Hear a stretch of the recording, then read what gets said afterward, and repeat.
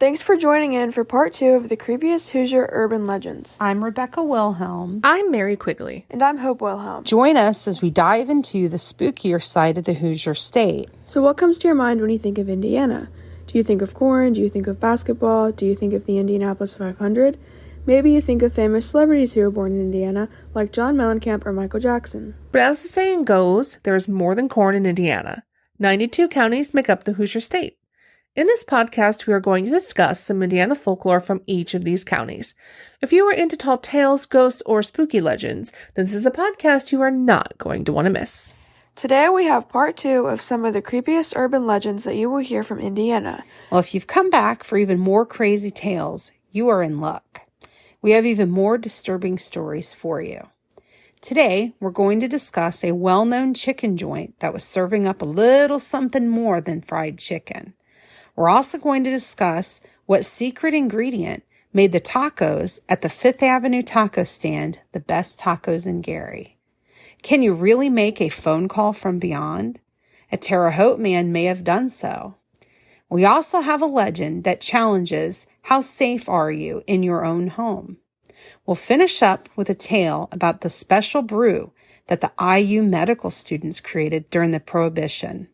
Sit back, relax, and join us as we delve even deeper into some of the most disturbing Hoosier urban legends.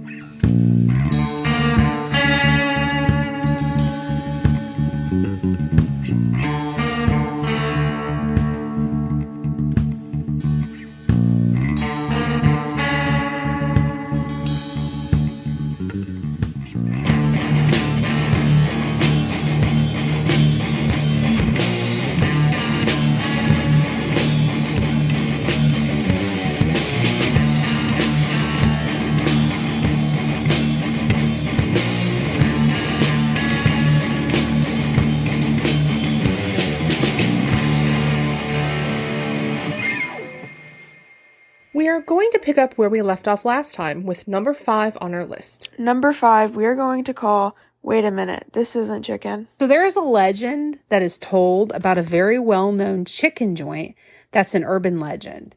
And we're not going to name the chicken place on here, of course, but it is a nationwide chain, and the legend dates back to the 1970s. In some versions of this legend, it's a lady that goes in to order white meat chicken. Instead of getting the white meat she has ordered, she is upset to see that she received dark meat instead. Something about the piece of chicken doesn't look right. She goes back up to the counter to report what she has found. The workers discover that it's not a piece of chicken at all. It's a rat that has fallen into the fryer. Totally gross. Some versions of this story, the person's already eaten the piece of chicken before finding out what it really was. Oh no, that is so gross. Girl, there's no way. So this legend's mostly told about the restaurant in Terre Haute, Indiana. I actually heard that one while I was at ISU. And in Ronald Baker's Hoosier Folk Legends book, he also tells of it occurring in Shelbyville, West Lafayette, and Elwood. I can't even imagine what I would do in that situation. I know. Which brings me to number 4 on our list. And we're going to call number 4 the best tacos in Gary. Yes, I've heard about this taco stand. Grandpa George has told us about this legend before. Yeah, when we were growing up, this was a very popular legend. The legend is that there was a really good taco stand located along Fifth Avenue in Gary. Supposedly, the tacos that were sold at this little stand were phenomenal. I mean, we're talking the stuff of legend. People around the stand started to notice that their cats were going missing. Somehow the health inspector made a surprise inspection of the stand and shut the stand down. So at this point, you've probably guessed what the taco stand used in their tacos. Cats! It was cats! Gross. I know. I can't even think of that as a cat owner. I mean, I would die. That is truly disturbing and really disgusting. The legend about the Gary taco stand is part of the Indiana State University archives, and it is from 1969. I cannot even imagine. I mean, it really makes you stop and think about what could be lurking in your food, or what are you actually eating? Exactly.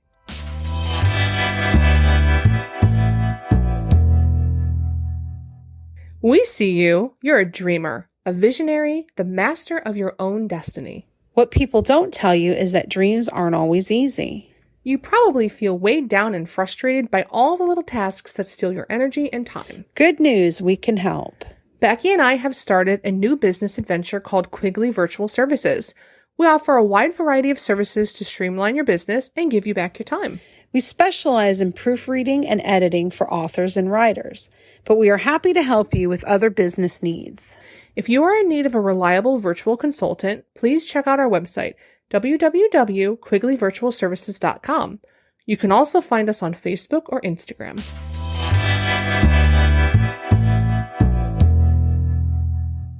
Number 3 on our list, we are going to call The Phone Call from Beyond. This is one of my favorite Terre Haute legends, along with the legend of Stiffy Green, which we covered back in season 1 on episode 12. Yes, I've heard about this legend as well. So the legend is about a pretty well-to-do Terre Haute man named Martin Sheets, who had a telephone installed in his mausoleum when he was buried in 1910. There are 2 different legends about why he would do this. The first story is that Mr. Sheets had a fear of being buried alive. The second theory is that he believed that one day he would come back to life after death. Apparently, this is why he had a phone installed in the mausoleum after he was buried. Mr. Sheets promised his wife that if he was able to, he would call her from the phone. Years passed, and this was back in the days where an operator would have to sit on the phone lines and connect the calls. Yes, there's an interview with a retired telephone operator in the Indiana State University archives. It's from 1969, and the lady says that the operators did not like to be assigned that telephone line. I can imagine. How creepy to sit and wait and see if the line lights up knowing where it was from. I know. Well, one day, that is exactly what happened. Apparently one day, Mr. Sheets' wife had a heart attack and passed away. When she was found, she was clutching the telephone. Here's where the legend gets creepy. When they opened the family mausoleum to bury Mr. Sheets, the telephone in the mausoleum was off the hook. Wow, that's crazy. And many people believed that it had been Mr. Sheets that had made a phone call to his wife before she passed. If you look on the Find a Grave website, it has a little more information about Martin Sheets. Yes, apparently he also had a bottle of whiskey with him along with the telephone. So Sheets' theory was that if he awoke, he could call for a taxi and have a drink while he waited for his ride home. That's pretty resourceful. Apparently people complained about the telephone poles, so the city had the phone removed. Yeah, and they actually had to go to court and get an order to remove them since this had been in Mr. Sheets' will. So crazy.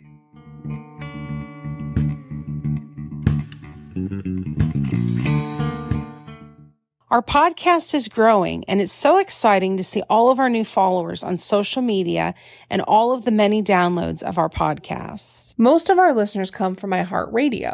However, we are on all the major podcast platforms. If you like what you hear, please don't forget to give us a 5-star rating on whatever podcast platform you are listening to us through. Your comments and likes help others find us. Thank you for tuning in to the Hoosier Myths and Legends podcast. Now back to our show. Number 2 on our list is one that I have been creeped out about because it makes you question just how safe you are in your own home. The licked hand. Oh, this one has always creeped me out. So there are various versions of this story. The one that I've heard the most is the version that is in Ronald Baker's Hoosier Legends book. This version happens in Farmersburg, Indiana, which is in Sullivan County, south of Terre Haute. 2 girls who are best friends stay alone at one of the girls' homes while her parents are out of town. The girls hear on the news about a prison inmate who has escaped. The girls are scared but decide that they will be okay since they have their dog with them. So at some point in the middle of the night, one of the girls gets scared and reaches down to pet her dog. The dog licks her hand and she feels safe again and falls back to sleep. When the girl awakens, she finds that her friend and the dog had both been killed during the night. She tries to help the police figure out what time the murder happened, since she knows her dog licked her hand. Somehow the murderer is never caught. 20 years go by, and the girl grows up. She gets a letter in the mail that says, "I'm coming to see you. I had my chance once before, but I didn't take it. Not only dogs can lick." Girl, no. Nope. Yep, I'm out. This one always creeps me out. This is a very old legend, and according to Wikipedia, it's been going around since 1982. Yes, there is a whole lot of different versions of this legend. I've heard it is a little old lady instead of a girl. Yeah, I've heard that too. I've also heard a version where no one is killed and the parents were out of town. The girl is told that the dog was in the basement the whole time and could not have licked her hand. All of the versions of this story are just creepy. Okay, so we're down to the number one legend on our list. This one, I do think, is probably the creepiest. Number one on our list, we are calling IU's Special Brew. This legend takes place back in the days of Prohibition. Yeah, people would make their own liquor during this time period. The medical students at IU were known for making the best booze around. These boys told people that they made their liquor in the labs in their spare time, and everyone believed them. There was a speakeasy in Terre Haute that would buy their liquor from these medical students. The students eventually were caught, and that is when the authorities figured out how they were making their special brew. They were using the formaldehyde from the cadavers at the IU School of Medicine. Well, that's a no from this chair. I know, right? According to the account in Ronald Baker's book, they never let word get out about this because the mob was involved with the bootlegging. They were terrified that the mob would hurt or even kill the boys if word got out. Yeah, this had to be number one just because it's pretty gross. It's another one of those legends that makes you question, what exactly are you ingesting? That and the covering of the story up just gives it a whole new creep factor. Definitely. Have you heard any of the legends that we discussed in this episode? Is there a legend you were hoping to hear that we didn't cover in part 1 or 2? We would love to hear about it.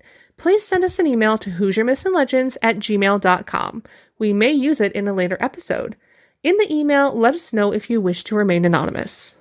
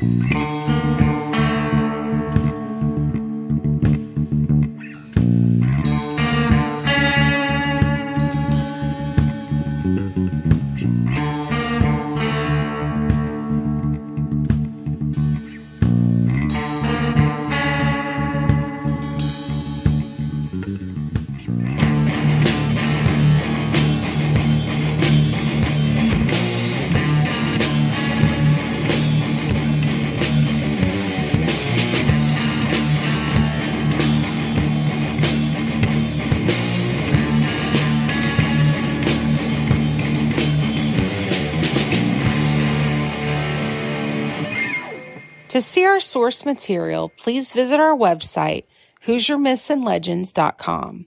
Please find us and follow us on Facebook or Instagram. Hoosier Myths and Legends podcast is a Quigley Virtual Services production. Our theme song was written and recorded by Wet Blanket. The song title is Taxidermy Race Car. As always, stay spooky.